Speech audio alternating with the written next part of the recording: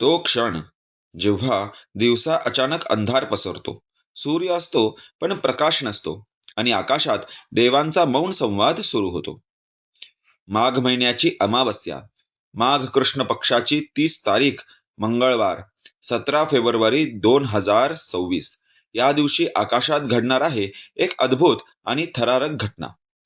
कंकणाकृती सूर्यग्रहण. कंकणाकृती सूर्यग्रहण म्हणजे काय?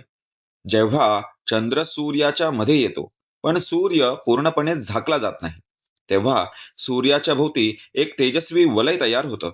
जणू काही भगवान सूर्यदेवांनी सुवर्ण कंकण धारण केलेलं आहे. हे दिव्य दृश्य भारतात दिसणार नाही, त्यामुळे वेध पाळण्याची गरज नाही.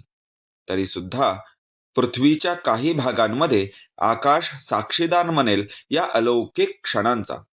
दक्षिण आफ्रिका, दक्षिण अमेरिकेचा दक्षिण भाग, अंटार्क्टिका आणि अथांग महासागर. आपण पाहू शकत नसलो तरी आकाशात घडणाऱ्या या घटनेचा आपल्या जीवनावर सूक्ष्म प्रभाव होतोच. शास्त्र सांगतं, ग्रहण काळात मन अधिक संवेदनशील असतं. नकारात्मक विचार लवकर पकड घेतात आणि सकारात्मक जप मनाला शांत करतो. या दिवशी भगवान शिव यांचं नामस्मरण करा. ओम नमः शिवाय जप करा, मनात शांतता येईल आणि अंतरात्म्याला नवी ऊर्जा मिळेल. आकाशात सूर्य लपतो तेव्हा आपल्यातला अहंकारही लपवायला शिकायला हवा. कारण प्रकाश बाहेर नाही, तो आपल्याच आत आहे.